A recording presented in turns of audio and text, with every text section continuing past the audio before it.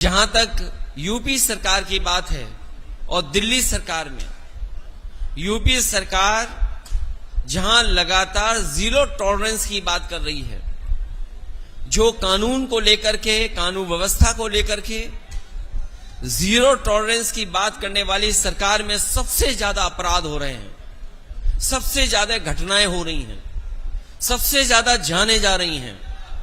और इसका कारण यही है कि सरकार जीरो टॉलरेंस तो बोलती है, लेकिन किसी को न्याय दिलाने के लिए कोई काम नहीं करती। देवरिया की घटना एक उदाहरण है। देवरिया का जो घटनाक्रम है वो एक उदाहरण है कि किस तरीके से सरकार का कामकाज चल रहा है।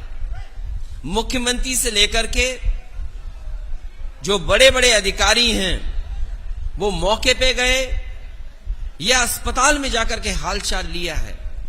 लेकिन सच्चाई तो ये है कि अगर प्रशासन सही तरीके से काम कर रहा होता, अधिकारियों ने पहले ही न्याय दिया होता, अधिकारियों ने अन्याय नहीं होने देना था, और सरकार के लोगों ने अगर न्याय दिया होता तो 6 जाने कभी नहीं जाती।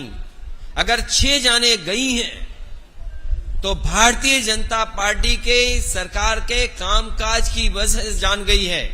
अगर कोई जिम्मेदार है तो वो सरकार और अधिकारी जिम्मेदार हैं, जिसकी वजह से जान गई है। और मैं तो सरकार से कहूंगा और सरकार के लोगों से कहूंगा कि अगर समाजवादी पार्टी कोई राजनीति नहीं कर रही है किसी घटना में, तो सरकार के लोगों को भी मिलकर के कोई राजनीति नहीं करनी चाहिए। और जो लोग जीरो टॉलरेंस की बात कर रहे हैं, अगर जीरो टॉलरेंस का अगर आपका नारा है, तो जो अधिकारी रहे हैं, जिसने दोनों परिवारों को न्याय नहीं दिया है, चाहे वो डीएम हो, कमिश्नर हो, एसपी हो, डीआईजी हो, आईजी हो, तहसीलदार हो, एसडीएम हो, लेखपाल हो, उनके खिलाफ कार्रवाई नहीं कर रही है। और अगर सरकार जीरो टॉलरेंस की बात कर रही है, तो जब से शिकायतें की हैं परिवार के लोगों ने, उन सभी अधिकारियों के खिलाफ कार्रवाई हो, उनको सस्पेंड किया जाए। और अगर सरकार जीरो टॉलरेंस की बात कर रही है, उन्हें टर्मिनेट करे।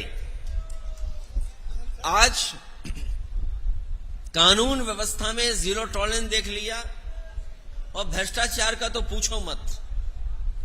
पहले तो अधिकारी 2000 रुपए मांग लेते थे, इस सरकार ने 2000 रुपए बंद कर दिए। अब वो 500 के रुपए ज्यादा मांग रहे हैं।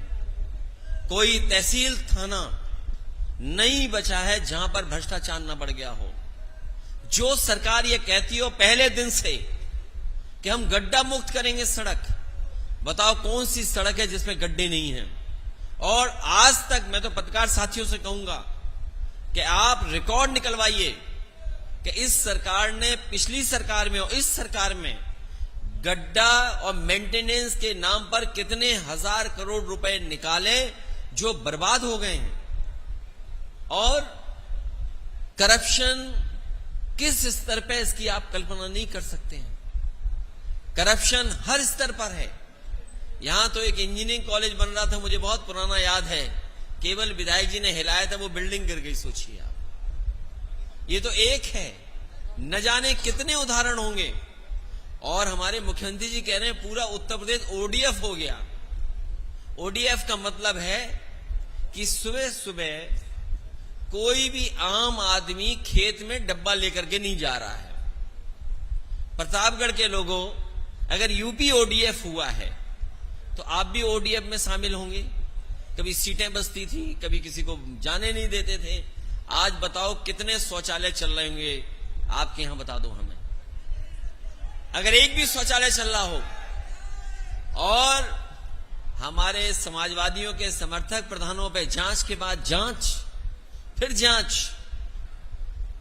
लखनऊ में तो बड़े बड़े आयोजन हुए थे, आयोजन हुए कि इन्वेस्टमेंट मीट हुई, जिसमें यह बताया गया कि लाखों करोड़ आ रहे हैं। हमें बताओ प्रतापगढ़ के लोगों, वो कहावत मैं नहीं कहूंगा जो मुख्यमंत्री जी ने कहावत प्रतापगढ़ के लिए कही, वो तो मैं कभी नहीं कह सकता। लेकिन अगर एक भी कारखाना, इंडस्ट्री लगी हो तो बता दो। समाजवादियों के समय पर जो सब स्टेशन